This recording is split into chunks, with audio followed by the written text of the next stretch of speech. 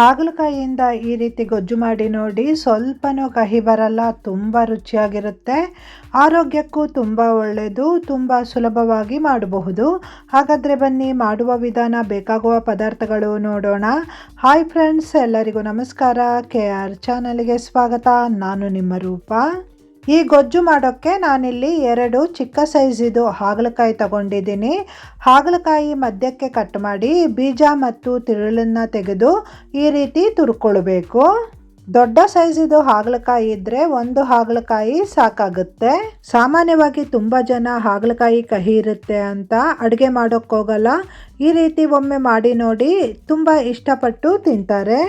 ನೋಡಿ, ಹಾಗಲಕಾಯಿ ತುರ್ಕೊಂಡಾಗಿದೆ. ಇದರಲ್ಲಿರುವಂತಹ ಕಹಿನ ನಾನು ತೆಗೆಯಲ್ಲ. ಬಾಣಲೆ ಬಿಸಿಗಿಟ್ಟು 1 ಸ್ಪೂನಿನಷ್ಟು ಬೆಣ್ಣೆ, 1 ಸ್ಪೂನಿನಷ್ಟು ಎಣ್ಣೆ ಹಾಕಿದ್ದೇನೆ. ಹಾಗಲಕಾಯಿ ಉಷ್ಣ ಆಗಿರೋದ್ರಿಂದ ಬೆಣ್ಣೆ ಹಾಕಿದ್ರೆ ಸ್ವಲ್ಪ ತಂಪಾಗುತ್ತೆ. ಬೆಣ್ಣೆ ಬಿಸಿಯಾದ ನಂತರ ಹಾಗಲಕಾಯಿ ಹಾಕಿ ಹಾಗಲಕಾಯಿನ ಚೆನ್ನಾಗಿ ಹುರಿಬೇಕು. ಹಾಗಲಕಾಯಿನ ತುರಿದಿರೋದ್ರಿಂದ ಇದು ಬೇಗ ರೋಸ್ಟ್ ಆಗುತ್ತೆ. ಸ್ಟವ್ನ ಮೀಡಿಯಂ ಫ್ಲೇಮಲ್ಲಿ ಇಟ್ಕೊಂಡು ಈ ರೀತಿ ಚೆನ್ನಾಗಿ ಇದನ್ನು ಹುರಿಬೇಕು. ನೋಡಿ, ಹಾಗಲಕಾಯಿ ಕಲರ್ ಚೇಂಜ್ ಆಗಿ ಈ ರೀತಿ ಚೆನ್ನಾಗಿ ರೋಸ್ಟ್ ಆಗಬೇಕು. ಈ ಹುರಿದ ಹಾಗಲಕಾಯಿನ ಪ್ಲೇಟಿಗೆ ತೆಗೆದಿಡಿ. ಇದು ತಣ್ಣಗಾಗಬೇಕು.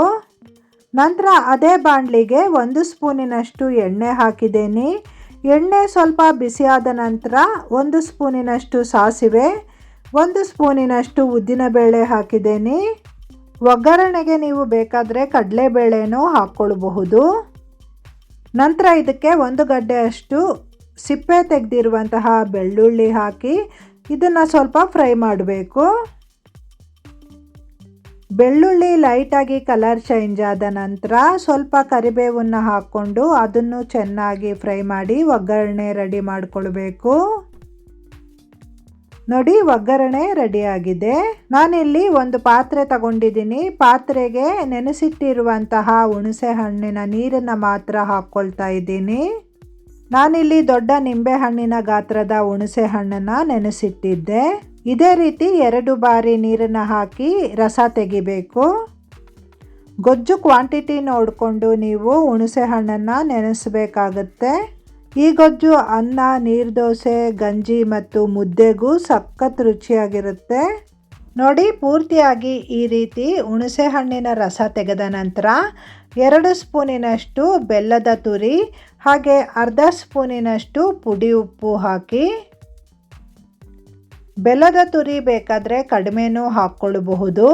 ನಂತರ ಇದಕ್ಕೆ ಬೆಳ್ಳುಳ್ಳಿ ಒಗ್ಗರಣೆ ಹಾಕಿ, ನಂತರ ಇದಕ್ಕೆ ಚಿಕ್ಕದಾಗಿ ಕಟ್ ಮಾಡಿರುವಂತಹ ಈರುಳ್ಳಿ ಹಾಗೆ 5 ಹಸಿಮೆಣಸನ್ನು ಸೇರಿಸ್ತಾ ಇದ್ದೀನಿ. ನಾನಿಲ್ಲಿ 1 ಗಡ್ಡೆಯಷ್ಟು ಈರುಳ್ಳಿನ ತಗೊಂಡಿದ್ದೀನಿ. ಈಗ ಇದಕ್ಕೆ ಹಾಗಲಕಾಯಿನ ಸೇರಿಸ್ತಾ ಇದ್ದೀನಿ. ಹಾಗಲಕಾಯಿ ಕಂಪ್ಲೀಟಾಗಿ ತಣ್ಣಗಾಗಿರಬೇಕು.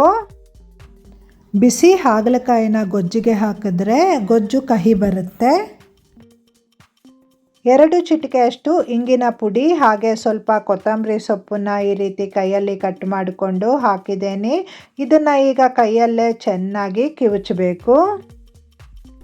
ಕೈಯಲ್ಲಿ ಚೆನ್ನಾಗಿ ಈ ರೀತಿ ಕಿವುಚಿ ಇದನ್ನು ಮಿಕ್ಸ್ ಮಾಡೋದ್ರಿಂದ ಬೆಲ್ಲ ಕರಗುತ್ತೆ ಹಾಗೆ ಹಸಿಮೆಣಸಿನ ಖಾರ ಬಿಟ್ಕೊಳ್ಳುತ್ತೆ. ಇಷ್ಟೇ, ತುಂಬ ಸಿಂಪಲ್ಲಾಗಿ ಮಾಡುವಂತಹ ಹಾಗಲಕಾಯಿ ಗೊಜ್ಜು ರೆಡಿಯಾಗಿದೆ. ತುಂಬ ರುಚಿಯಾಗಿರುತ್ತೆ, ಆರೋಗ್ಯಕ್ಕೂ ಒಳ್ಳೆಯದು. ನೀವು ಟ್ರೈ ಮಾಡಿ ನೋಡಿ, ಹೇಗಾಗಿದೆ ಅಂತ ನನಗೆ ಕಮೆಂಟ್ ಮೂಲಕ ತಿಳಿಸಿ. ವಿಡಿಯೋಗೆ ಲೈಕ್ ಕೊಡಿ, ಶೇರ್ ಮಾಡಿ. ವಿಡಿಯೋ ನೋಡಿದ ನಿಮಗೆಲ್ಲರಿಗೂ ಧನ್ಯವಾದಗಳು. ಇನ್ನೊಂದು ಒಳ್ಳೆಯ ವಿಡಿಯೋದೊಂದಿಗೆ ನಿಮ್ಮನ್ನು ಭೇಟಿ ಆಗ್ತೀನಿ. Bye friends. ಬಿಸಿ ಬಿಸಿ ಅನ್ನದ ಜೊತೆ ನಾನಿಲ್ಲಿ ಗೊಜ್ಜನ್ನು ಟ್ರೈ ಮಾಡ್ತಾ ಇದ್ದೀನಿ. ತುಂಬ ಅಂದರೆ ತುಂಬಾ ಸೂಪರಾಗಿದೆ. ಮನೆ ಮಂದಿಯೆಲ್ಲ ತುಂಬ ಇಷ್ಟಪಟ್ಟು ತಿಂದಿದ್ದಾರೆ. ನೀವೇಕೆ ಟ್ರೈ ಮಾಡಬಾರ್ದು? ಈ ರೀತಿ ರೆಸಿಪಿಗಳನ್ನು ಮಿಸ್ ಮಾಡಿಕೊಳ್ಳೇಬೇಡಿ. ನೀವು ಟ್ರೈ ಮಾಡಿ ಹೇಗಾಗಿದೆ ಅಂತ ನೋಡಿ.